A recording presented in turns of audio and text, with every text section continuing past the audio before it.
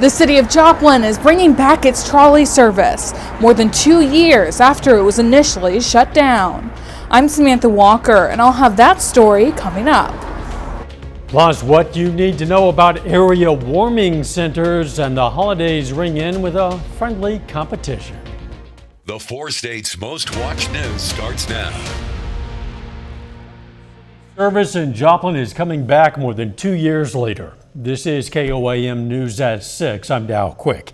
KOAM Samantha Walker has more on how the city's trolley service is preparing to take to the streets once again. It is coming. It is coming back, and it is coming really, really soon.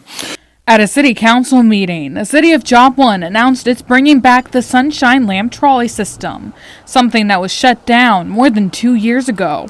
We had to pull the trolley system back and idle it for lack of drivers and dispatchers. We were having problems keeping drivers and dispatchers, so we had to rethink the program a little bit. The volunteer organization One Joplin says they noticed how the closure hit many community members hard. Our poverty team really focuses on low-income individuals, specifically the working poor. And transportation is a barrier to employment, to health care, to basic needs. And we saw a lot of our community members were resorting to car loans and things like that were really not affordable to them. City staff say they have been working hard to bring the trolleys back ever since they were forced to shut down the service. Through the work of recruiting efforts and changes to the pay plans for drivers, city staff say their staffing is to more sustainable levels. Drivers need days off, they have vacations, they have sick days, they have personal time. We just didn't have enough drivers to sustain the program, but now we're comfortable that we're back up. We have 14, 15 drivers in place now. We still have a couple that are in training in the queue, so we'll be fully staffed as we approach February. Community members say the return of the trolley service will be a big help to families in Joplin, especially those that need to work. They were really committed to making it come back even stronger, and we just respect their efforts with that and greatly appreciate it. We're so grateful for the community to get that back up and running. We know it's an economic driver. You know, it was preventing people from working. It was preventing people from shopping. It was preventing them from accessing healthy foods, because if it's easier to get to a Dollar General and buy shelf-stable food versus getting somewhere like a farmer's market or somewhere with fresh produce, we know that was a limit. The current hope is to have the trolley service back up and running by February. Reporting in Joplin, Samantha Walker, KOAM News. City staff say they're still finalizing details for the fare and schedule for the trolley when they begin operating again. Meteorologist Lindsay Gaffney joins us now with a first look at the weather. This morning, so temperatures from yesterday, upper 50s to low 60s dropped down this morning, and we've been bouncing around the 30s all day. Now we're already starting to cool back down, 26 degrees, but it feels like 19 degrees already because we've got a northerly breeze, so we're getting a little bit of a wind chill out there. Winds are picking up about 5-10 miles per hour, so nothing too crazy, but it is still going to feel much cooler than what the actual temperature is. Now on top of that, we're going to have a few clouds moving in through tomorrow. However, it still is pretty sunny through most of the day. We start off our morning though at 19 degrees, and that's actual temperature with a wind chill value down in the lower teens. So it's going to start off pretty cool, but we do have a big warm up ahead this weekend. I'll talk about that coming up. See, as soon as the temperatures drop, a lot of people, particularly those without homes, are seeking warmth and shelter. According to a report from the Institute for Community Alliances in Joplin, the number of unhoused individuals has more than doubled compared to last year. With winter fast approaching, we visited the Webb City Public Library, which is also the local warming shelter, to learn more about the rules and regulations in place for those looking for warmth during these upcoming cold months. It's a public building anyway, so they can just come in here anyway. As long as we're open, they can come in here and spend the day reading or whatever. We've got puzzles out and coloring sheets, and if it's real cold, the boss will get out the coffee pot and have coffee going. And the library provides vending and water fountains in the building for those who need them. They just ask people to continue to follow all rules given by the staff. Some big matchups on the hardwood tonight. John Dales has a preview of the CJ Classic Girls Basketball Tournament coming up later in sport. And we've got a big warm up this weekend. I'm going to talk about that right after the break.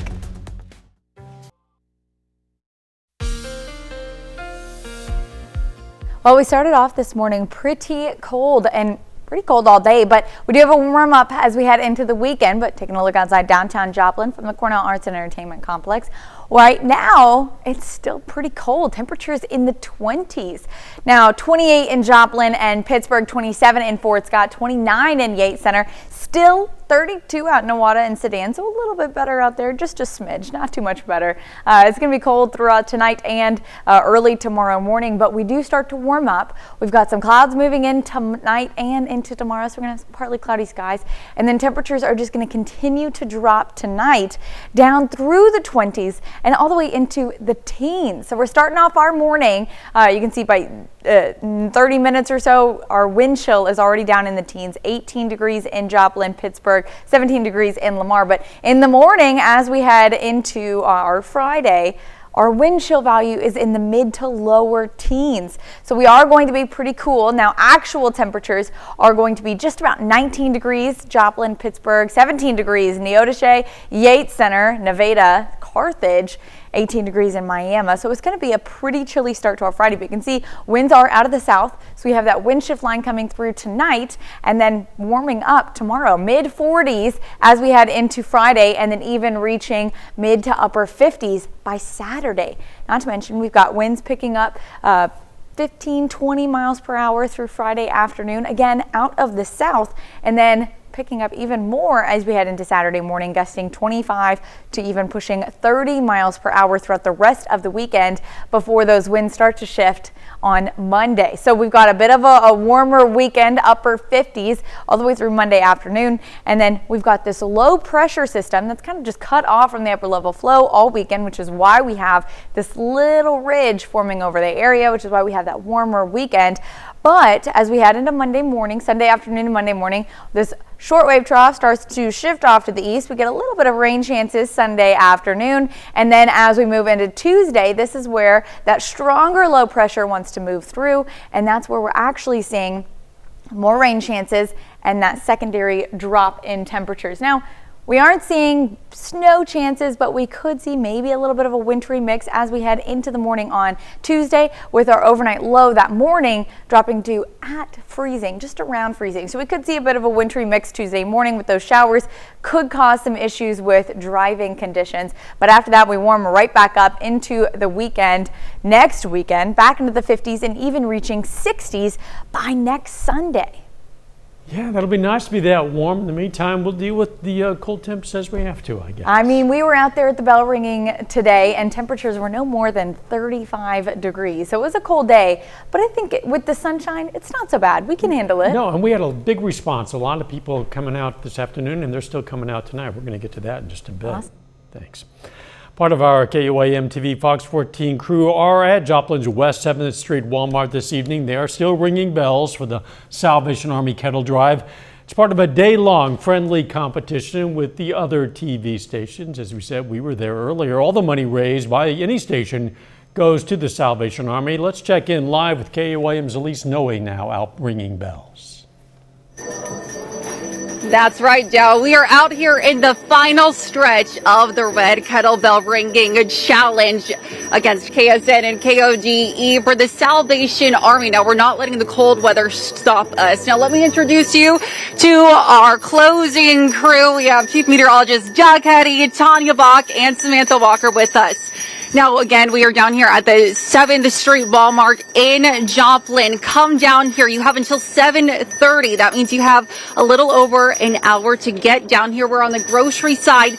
Donate what you can, whether it's change, cash. You can even donate with your card or your phone using this QR code here. We thank you in advance, and thank you to those who have already donated.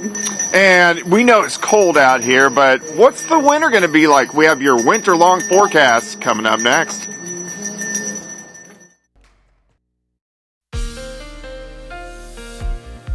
Well, of course, it's that time of the year. Once again, winter forecast time. We're moving into winter. Meteorological-wise, it starts December 1st, of course, on the solstice. That starts here in a couple weeks. But if we look at our stats, average snowfall in our region is about 12 inches. It used to be higher, but with the warming climate, it has come down over the past 20, 30 years. So about 12 inches. Last year we had 7. We didn't really have any ice, had a little light glaze, but our coldest temperature got down there to -7 degrees. So let's look at the chaos of forecasting, everything that I used to put this forecast together. You always hear of El Nino, hear of La Nina. We had 3 straight La Nina years. Last year we went to El Nino. This year we're kind of neutral or a very weak La Nina, which means the ocean temperatures are near normal or just a little bit below. I always pay attention to the AO, the Arctic Oscillation. When it goes negative, we get those big cold snaps like we've seen over the past several seasons. Also, I forecast using the cycling weather pattern, the LRC. The LRC is a unique pattern that sets up each and every year. This is something I've been working on for about 25 years now, and this is how I long-range forecast for winter, spring, summer, and into the fall. So we're going to look at 2 main features. Here's our jet stream. This is almost the exact part of the pattern we're in right now. Jet stream comes out of Canada, dips in, gives us those cold big blasts like we are seeing today. We don't really see any big storm systems with it, but we do get little fast moving weak systems that can through the winter maybe drop an inch, maybe drop 2 inches across the region. But the active stretch of the pattern is when the jet stream shifts out toward the west. There's 2 main features I've been watching all fall. It's you get a system in the southwest, and then I call this the kicker system. It kicks out that first one. So what this will do for us in our active stretch, very warm temperatures, showers, thunderstorms, 1, maybe 2 severe weather events, heavy amounts of rain. But once the kicker system moves in, it brings more moisture, but now it's cold. So this is a great ice setup for us, and then switching over to heavy snow. So if we get a big winter storm, which I think we will, 1 or 2 of them through the winter, it's going to be from this setup with that kicker system that moves through the region. So very interesting to watch. All right, again, you remember I said average snow is about 12 inches. I think on the Kansas side, you're going to be a little bit above average. Chanute Yates Center, 15 to 20 inches. And then the heart of the region, Pittsburgh to Joplin, 10 to 15, so near average. Near average again, once you get to I-44 and south, we'll go for about 5 to 10 inches of snow. Now, with those bigger systems, if we see more ice, of course, snow numbers will come down across the region. All right, long-range forecast. Let's dive in. So precip, meaning moisture, I think, a little bit above average. Temperatures near average, because we're going to have some really warm days. We're going to have some really cold days. We'll shoot for 12.5 inches of snow, but here's the change. 2 to 3 ice events, and that could be a very big deal. We haven't had a big ice storm across the region for quite some time. And then 2 to 4 big Arctic blasts. So let's look at that active stretch. December 20th through the 12th of January, then again the 5th through the 27th. Within each stretch, we'll have 5 storm systems, 2 big systems, thunderstorms, rain, ice, and snow, but it's also the warmer part of the pattern. Now the boring part of the pattern, or the drier part, outside the active stretch, this is the colder part of the pattern, but remember, it only gives us little systems, little snows. Of course, we'll kind of fine-tune this through the winter months, but very exciting time of the year, at least for me. Again, that was Doug recorded while he's out live at the Salvation Army Kettle right now. Still ahead, Frontenac High School senior signs to play baseball at Neosho County Community College, and Travis Kelsey gets nominated for the Walter Payton Man of the Year Award. John Dales has those stories and more up next.